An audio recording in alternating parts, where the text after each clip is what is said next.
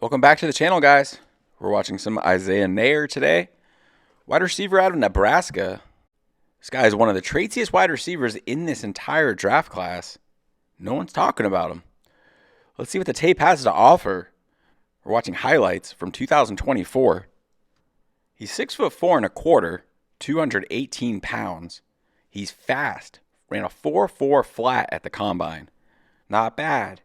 11-foot 1-inch broad jump at the combine. 38-inch vert. We're not even at the best part. This kid's got 34 and 3/8 inch arms. That is off the charts. I mean, he is freaky as hell. 82 plus inch wing. 9.5 inch hands. He's got the big mitts. You see it on tape. All this stuff shows up on tape.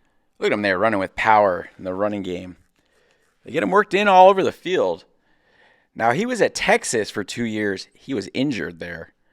Never got to blossom. A lot of people had high expectations for him. Not too far behind an Xavier Worthy or an A.D. Mitchell, guys who ended up getting a pretty good draft capital. Before Texas, he was at Wyoming, where he had a big year.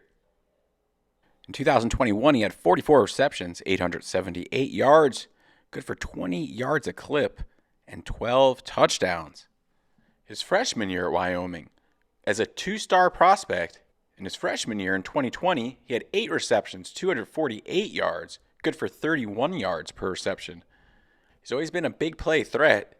He's got the traits to carry that over into the NFL. Let's talk about it. Truly a special athlete. He makes a lot of things look easy on tape. Look at that. Things that other people couldn't do.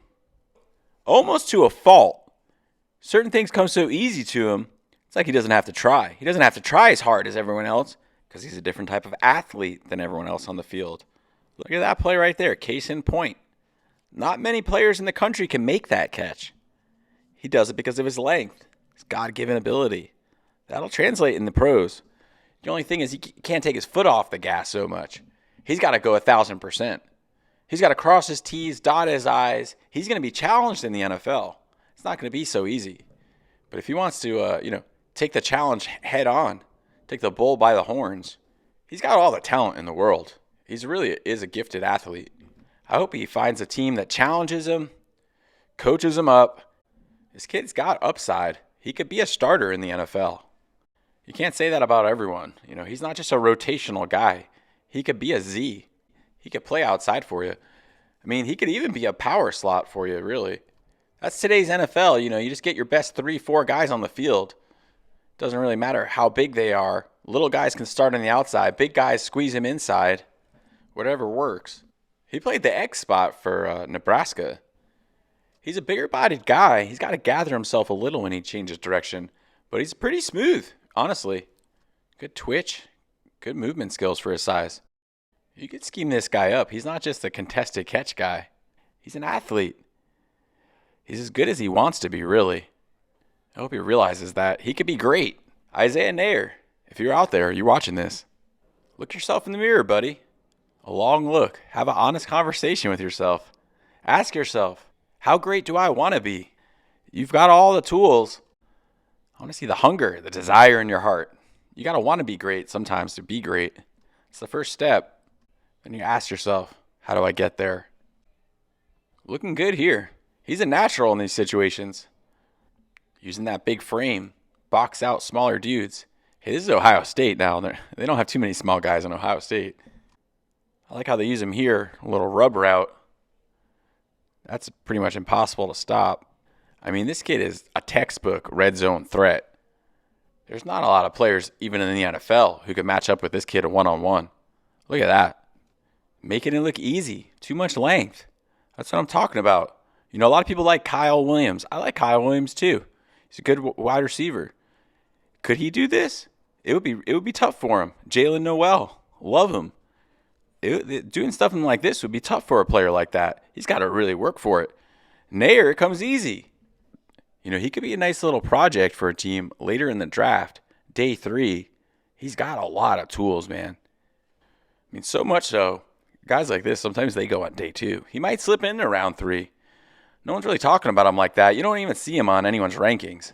But 6'4", 220, 35-inch arms basically, runs a 4.4 flat.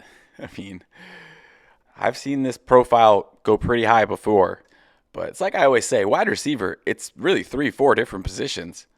If you need a big, tall, outside guy, contested catch guy, red zone threat, there's not that many in the draft. You could be like a Mac Hollins type for you.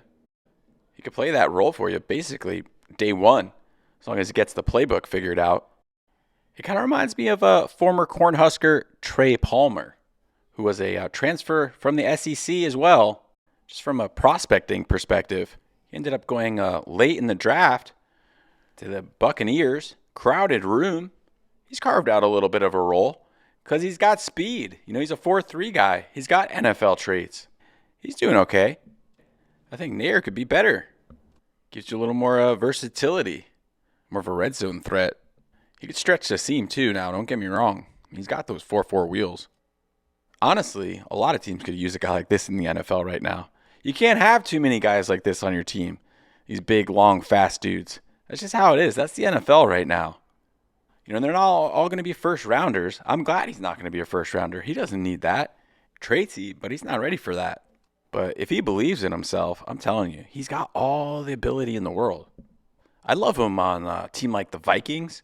Man, work him in with Justin Jefferson, Addison. He's a matchup issue. We'll see how it goes. If he's even active on game days, hey, he might be a sneaky little best ball option.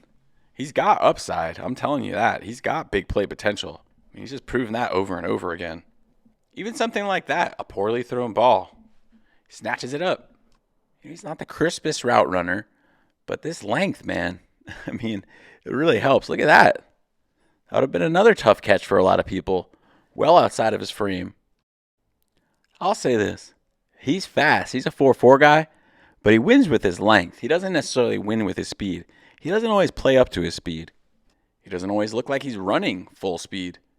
He's going to have to in the pros, but he's got the tools. He's got the traits. Look at him there in that Texas uniform. Those long arms.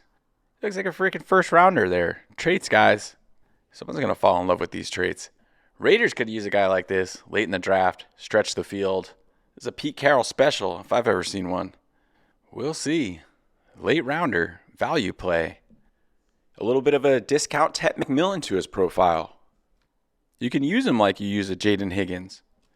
We'll see, guys. We'll see. He's traitsy. That'll get you to the dance, but it'll only take you so far. You got to have those intangibles. You got to have the want to, the desire, the drive. You got to be motivated, man. You got to be wired right. It's like they always say, man. It's the size of the fight in the dog, not the dog in the fight. But that'll do it. Let me know what you think in the comments. Had to touch on this one before the draft. He's a freak. Tested out of the park. He ends up with some nice little program pedigree. Texas, Nebraska, those are big-time programs. Nebraska's on the rise. And Texas, man, honestly, give me all the Texas wide receivers. They're all good.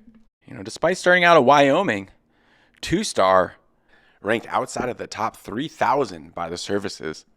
That's a lot of players, guys. He's climbed his way to the top in a lot of ways. Let's see if he can keep climbing.